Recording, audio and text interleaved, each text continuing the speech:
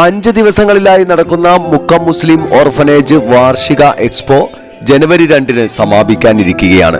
വിജ്ഞാനപ്രദമായ ഒട്ടേറെ കാഴ്ചകൾ കൊണ്ട് സമ്പന്നമായ എക്സ്പോയിൽ ശാസ്ത്രവും ചരിത്രവും അതിജീവനവും സാങ്കേതിക വിദ്യയും കൃഷിയും മണ്ണും മനുഷ്യനും എന്നുവേണ്ട ഒട്ടുമിക്ക വിഷയങ്ങൾ പ്രതിപാദിക്കുന്നുണ്ട്. പ്രദർശനത്തിന് വെച്ച ഫോട്ടോകളും മികച്ചവയാണ്. ജീവിതവ്യഥകളെ നിറങ്ങൾ ചാലിച്ച് പ്രദർശനത്തിനൊരുക്കിയ ചിത്രകലാധ്യാപകൻ ബിനു മുക്കത്തിന്റെ വരകളും വിശേഷങ്ങളുമാണ് ഊട്ടുപുര ഹാളിൽ ഉള്ളത്.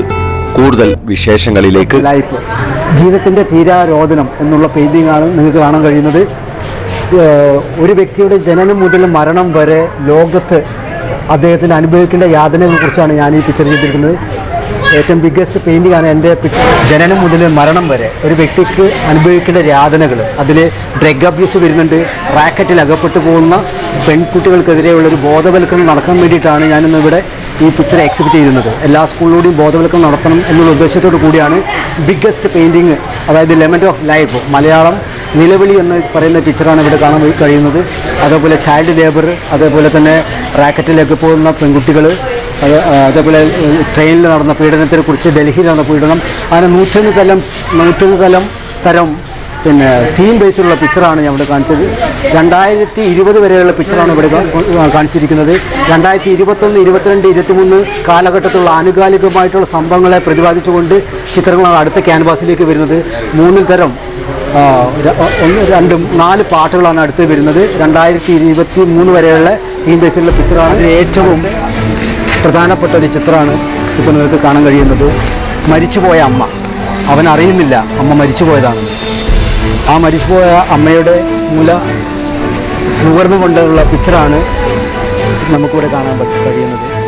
അത് ഹൈലൈറ്റ് ഒരുപാട് പ്രേക്ഷകർ കണ്ടിട്ട് നല്ല നല്ല അഭിപ്രായം പറഞ്ഞൊരു ചിത്രമാണ്. ഇതേപോലുള്ള എൻ്റെ പ്രയത്നം എന്ന് പറയുന്നത് 50 തരം പിക്ചറുകൾ വരയ്ക്കുക എന്നുള്ള ഉദ്ദേശമാണ് വരുന്നത്. സോമാലിയയിലെ വിവിധ ഭാഗങ്ങളെ ഹൈലൈറ്റ് ആക്കിക്കൊണ്ട്, അതായത് നമുക്ക് കാണാം പോവർട്ടി, ദാരിദ്ര്യം അനുഭവിച്ചുകൊണ്ടിരിക്കുന്ന സോമാലിയയിലെ വ്യക്തികളുടെ പിക്ചറുകളാണ് ഇപ്പോൾ വരച്ചുകൊണ്ടിരിക്കുന്നത്. അതിൽ ഏറ്റവും ഹൈലൈറ്റ് ആയിട്ടുള്ള ഏകദേശം 50 തരം പിക്ചറുകളാണ് ഇന്ന് ഞാൻ എക്സ്പോ 23-24 എന്നുള്ള ഓർഫനേജിലെ സ്കൂളിലേക്ക് എക്സിബിറ്റ് ചെയ്യുന്നത്. അതിൽ 50 തരം പിക്ചർ അക്രിലിക് വർക്കുകളുണ്ട്, അതേപോലെ തന്നെ ഓയിൽ പെയിൻറ്റ് വർക്കുകൾ സ്പെഷ്യലായിട്ട് ചെയ്തിട്ടുണ്ട്. ഒരുപാട് തരത്തിലുള്ള പിക്ചറുകളാണ് നിങ്ങൾക്ക് ഇവിടെ കാണാൻ കഴിയുന്നത്. അതിൽ കാഞ്ചന മൊയ്തീൻ എന്ന പിക്ചർ ഹൈലൈറ്റ് ആയിട്ട് പ്രേക്ഷകരിലേക്ക് ഞാൻ ഇവിടെ എക്സിബിറ്റ് ചെയ്തിട്ടുണ്ട്. അതേപോലെ തന്നെ കഴിഞ്ഞു പോയ കലാരൂപങ്ങളായിട്ടുള്ള മോഹിനിയാട്ടം, കുച്ചിപ്പുടി, കഥകളി, തെയ്യം, തിറ, അങ്ങനെയുള്ള കഴിഞ്ഞുപോയ കലാ സൃഷ്ടികളെ ഹൈലൈറ്റ് ചെയ്തുകൊണ്ടാണ് ഞാൻ പിക്ചറുകൾ വരച്ചത്. അതൊരു പിക്ചർ എന്ന് പറയുന്നത് 3 മാസം 4 മാസം ടൈം എടുത്തുകൊണ്ടാണ് ഞാൻ ഈ പിക്ചറുകളെ പൂർണ്ണത്തിലേക്ക് എത്തിച്ചിരുന്നത്.